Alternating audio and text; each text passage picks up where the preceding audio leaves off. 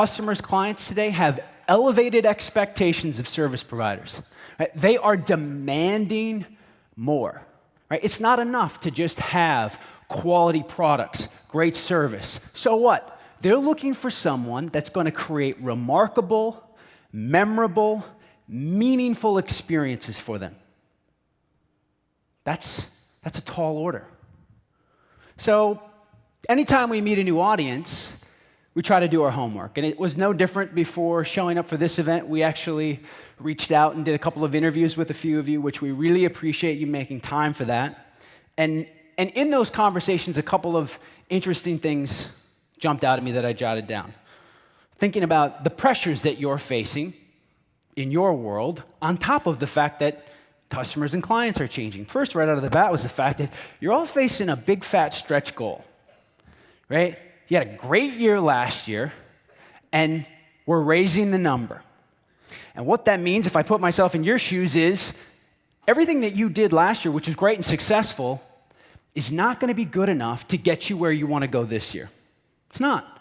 So we have to find an edge now. The second piece that came up is it's getting more competitive out there. Whether it's coming from some of the big players at Chase or at TD or a myriad of smaller competitors, the fact of the matter is competition is increasing. It's getting harder to differentiate, right? It is. It's harder to differentiate. And that's not to take anything away from all of the amazing products and services that you are rolling out.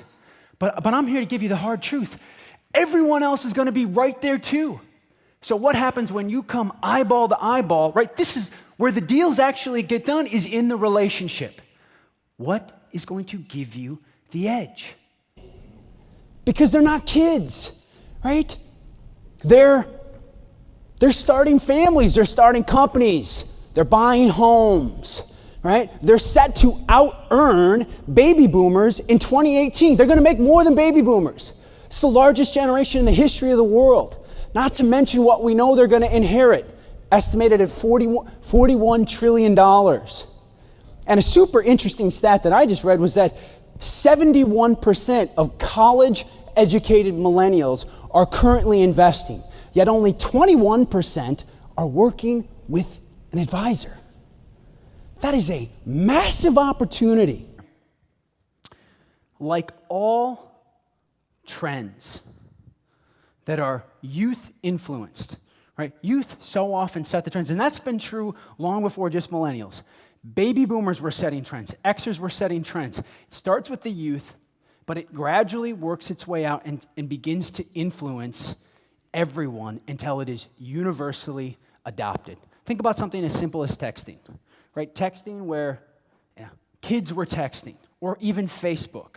Facebook is for kids. Gravitate starts to influence everyone in all fronts. We are seeing a front now where the network is influencing everyone, creating a new age, a new networked customer, where it's not about a state of age, it's about a state of mind.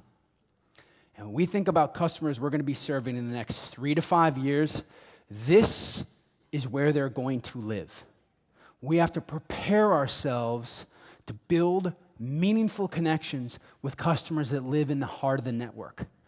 Now let me ask you a question. When was the last time you had an experience with a brand or a service provider that was so good you had to tell someone about it? Better yet, when was the last time you created an experience for someone that was so good they had to tell someone about it? Think about that. I think about it all the time with my clients. Am I showing up in such a way that that person walked away and had to tell someone about their experience? This is where we win. This is where we win. These new tools are going to empower you.